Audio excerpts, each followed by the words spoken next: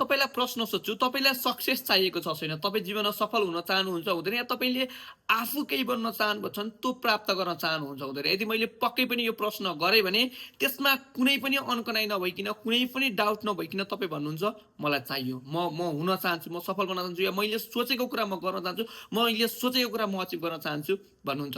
तपाईले के भन्नुहुन्छ, जीवनमा कोही पनि यस्तो मान्छे छैन होला जसले भन्दैन कि मैले सपना देखेको छैन, जसले भन्दैन कि म केही अचिभ गर्न चाहन्छु, जसले भन्दैन कि मलाई केही चाहिएको छैन। त्यस्ता बिरलै मान्छे होलान्। हेर्नुहोस्, जीवनमा र यो संसारमा सबैलाई आफ्नो सपना साकार गर्नु छ, सबैले आफ्नो सपना पुरा गर्छु भन्ने छ, सबैलाई लाग्छ कि म गर्छु भन्ने लाग्छ।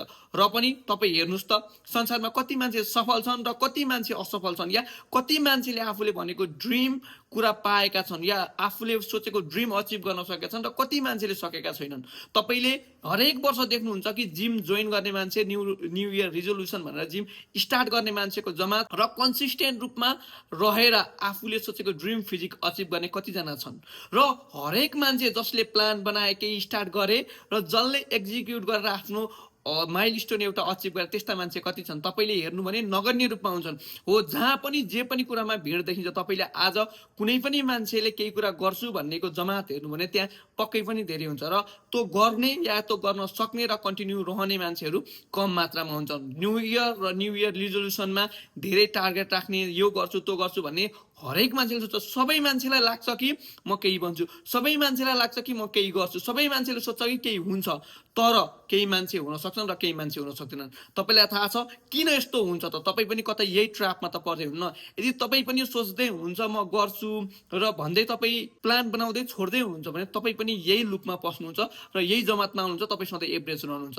तपाईँले गर्ने हरेक एक्सन, पर डे गर्ने हरेक एक्सनले तपाईँलाई कि प्रोग्रेसिभ बनाइरहेको हुन्छ कि तपाईँलाई डिक्रिज गराइरहेको हुन्छ, तपाईँले सोचेको ड्रिम करियर भन्दा तल पुर्याइरहेको छ। हेर्नुहोस्, एकै दिनमा कोहीले नि सफलता पाउँदैन। तपाईँले जसको जे कुरामा हामी सफलता देख्छौँ, सफल देख्छौँ, त्यो कुरा बन्नलाई कन्सिस्टेन्ट रूपमा कन्सिस्टेन्ट रहेर सधैँ एकै नासको हार्डवर्क गर्यो भने मात्र त्यहाँ पुगिन्छ। सो माइ डियर फ्रेन्ड, तपाईँले गर्ने कुनै पनि कुरा मात्र तपाईँले गर्छु भनेर टार्गेट सेट गरिरहनु भएको छ, या सोचिरहनु भएको छ, या तपाईँ त आफ्नै सपनामा रम्नु भएको छ, या कसैलाई सुनाउँदै हुनुहुन्छ र तपाईँले एक्सन चाहिँ गरिरहनु भएको छैन। तपाईँको सोच र तपाईँको गराइप्रतिको एक्सन डिफ्रेन्ट छ भने you will never achieve your goal, you will never be there where you wanted to be. So my dear friends, तपाईँले आफ्नो जीवनमा केही प्राप्त गर्न चाहनुहुन्छ भने तपाईँले गर्ने हरेक एक्सन, हरेक डेको हरेक एक्सनलाई हेर्नुहोस्। तपाईँले गर्ने हरेक एक्सनले तपाईँलाई तपाईँको ड्रिम गोल या तपाईँले अचिभ गर्न चाहिरहेको कुराप्रति तपाईँलाई अगाडि बढाइरहेको छ छैन? तपाईँले गर्ने हरेक दिनको एक्सनले तपाईँलाई कुन डिरेक्सनमा लगिरहेछ? तपाईँ एकचोटि फर्केर हेर्नुहोस्। तपाईँले ठुलो गोल हेर्नु परेन, तपाईँले भोलिको लागि ठुलो कुरा सोच्नु परेन। अहिले हेर्नुहोस्, तपाईँले गरिरहेको एक्सनले तपाईँलाई भोलि के रिजल्ट दिन्छ। हिजो जे एक्सन गर्नुभएको छ, आज पनि त्यही एक्सन गर्दै हुन्छ भने तपाईँ भोलि पनि जे हुनुहुन्थ्यो तपाईँ पछाडि त्यही बन्नुहुन्छ।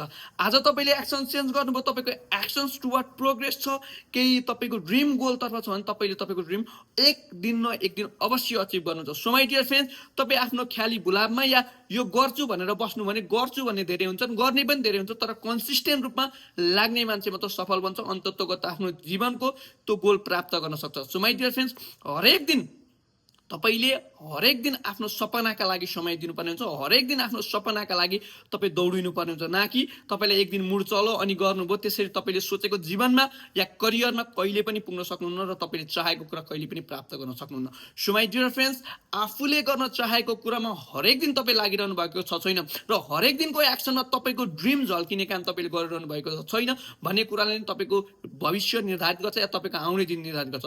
सो माइ डियर फ्रेन्ड्स, हरेक दिन आफूलाई प्रोडक्टिभ राख्नलाई, आफ्नो एक्सनलाई इम्प्रुभ गर्नलाई फोकस गर्नु, न कि तपाईँको ठुलो गोलमा मात्र हेर्नलाई।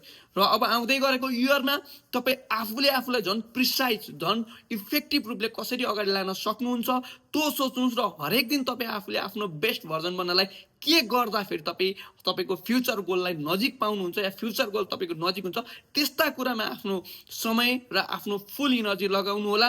र तपाईँको ड्रिम कहिले पनि त्यत्तिकै अचिभ हुँदैन। तपाईँले हरेक दिन त्यसका लागि तप्नुपर्छ, हरेक दिन त्यसका लागि काम गर्नुपर्छ, सो द्याट तपाईँले चाहेको कुरा पाउनुहुन्छ।